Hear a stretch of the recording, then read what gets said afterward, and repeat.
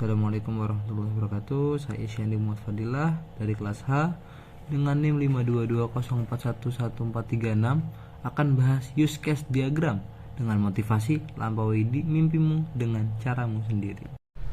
Pengertian use case diagram. Menurut para ahli, use case diagram ini memaparkan proses kegiatan dan proses bisnis yang dilakukan pengguna atau aktor. Tujuan use case, yang pertama itu memetakan kebutuhan sistem, yang kedua mempresentasikan interaksi pengguna terhadap sistem, yang ketiga itu untuk mengetahui kebutuhan di luar sistem. Fungsi use case, yang pertama itu dapat menggambarkan urutan aktivitas proses yang ada pada suatu sistem, yang kedua dapat menggambarkan proses bisnis dan juga urutan aktivitas yang ada dalam sebuah proses. Manfaat use case. Pertama, adanya interface yang harus dimiliki oleh sebuah sistem. Yang kedua, memberikan kepastian pemahaman yang pas tentang requirement atau juga kebutuhan sebuah sistem.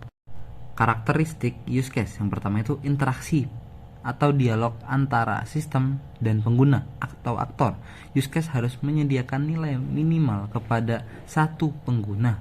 Yang ketiga, skenario menyatakan urutan pesan dan reaksi tunggal.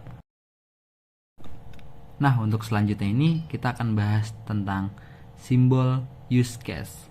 Nah, di dalam use case ini ada namanya simbol-simbol. Yang pertama itu ada simbol aktor atau pengguna atau yang menjadi orang. Yang kedua itu use case itu sendiri atau yang kita biasa lihat itu bulat-bulat. Yang ketiga itu ada association atau penghubung antara aktor dan use case. Yang keempat ada generalisasi, yang keempat ada include, dan yang terakhir ada extend.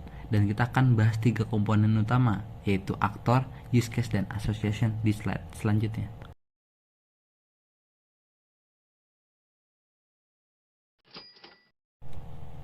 Komponen utama, yaitu pertama ada aktor, yang kedua ada use case, yang ketiga ada asosiasi.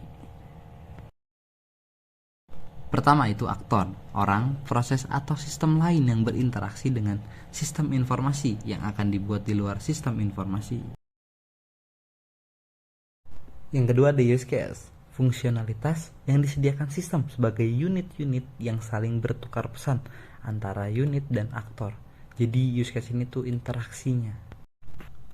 Yang selanjutnya ada association atau asosiasi, yaitu komunikasi antara aktor dan use case yang berpartisipasi. Jadi saling menghubungkan atau jadi penghubung antara use case dan aktor. Contoh use case. Nah, contoh use case ini atau kasus yang terjadi di use case yang saya kasih ini adalah sistem perbankan. Jadi ada 3 aktor utama, yaitu ada customer, ATM technician, dan yang ketiga ada bank.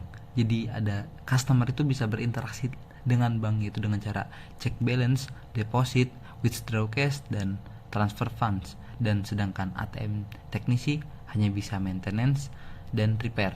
Tapi bank bisa komunikasi dengan customer dan ATM teknisi secara langsung karena dia menjadi titik pusatnya atau titik dari komunikasi intinya.